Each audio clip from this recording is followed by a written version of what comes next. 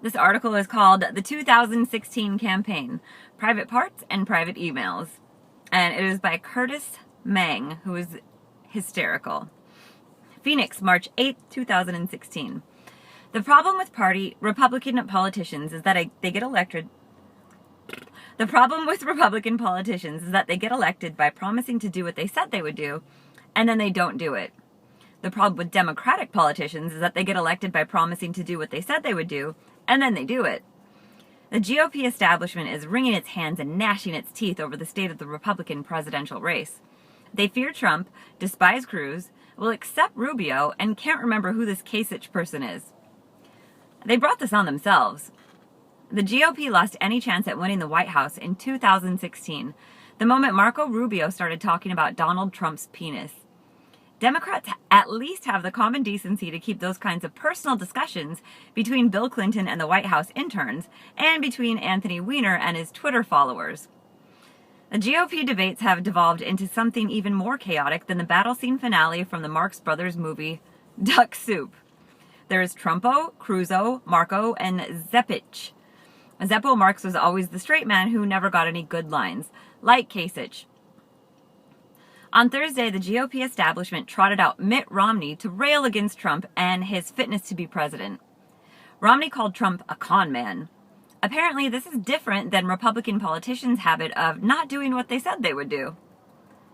Romney ran a campaign in 2012 that was so underwhelming, many GOP voters stayed home, believing that if Romney could sleep through his campaign, the least they could do is to get a solid nap in rather than going to the polls on Election Day.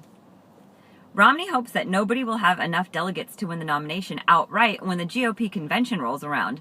Then he will swoop in as the savior. Should no one have enough delegates, the nominee could be selected by the GOP establishment negotiating in, if not a smoke-filled room, perhaps a vape-filled designated smoking area.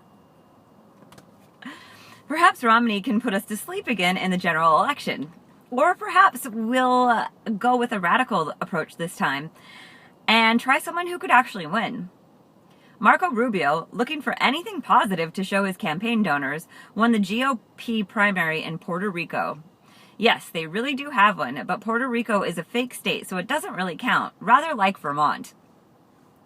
Rubio is also doing well in the primaries in Guam and the Lesser Antilles, although we're unsure of any actual delegates there.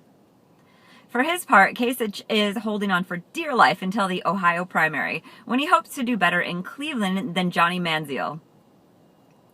The Democrats held a debate on Sunday in Flint, Michigan, where the only thing worse than the water is Michael Moore's personality. Flint, whose town slogan is, "We're not Venezuela yet," has been run so badly by Democratic politicians for over 80 years that the state of Michigan finally had to take it over. The water crisis in Flint is serious. After you take a shower in Flint, you're dirtier than before you got in, and toxic too. It's the only place in America where water is flammable. During the debate, Hillary Clinton and Bernie Sanders discussed the crisis and took turns blaming the Republicans. Naturally, they told everyone the federal government can fix it. Sanders continues to chastise Clinton for her ties to Wall Street. Not taking a back seat, Clinton continues to harp on corporate greed too. And Clinton, who according to the Daily Caller has paid herself nearly $250,000 from her campaign over the last year, certainly seems to have more than just a passing acquaintance with greed.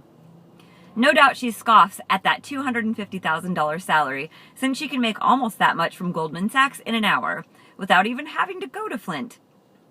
The ongoing FBI investigation into Clinton's private email server while she was Secretary of State continues to haunt her campaign. When asked about them during the debate, she naturally brought up Donald Trump. There was no mention of anyone's private parts during the debate in Flint. To be certain of that, Clinton told Huma to make sure her husband was nowhere near his Twitter account during the televised debate.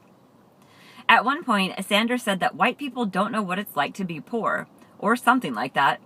This news came as a bit of a surprise to poor white people. Sanders, who may actually have had a job once, still tries to make a case for free everything. And he knows for certainty exactly how many different types of deodorant should be available. The way things are shaping up, there can't be enough deodorant to make this year's campaign smell any better. And that is from Com Digi News. And I'll say it one more time. It is by Curtis Mang.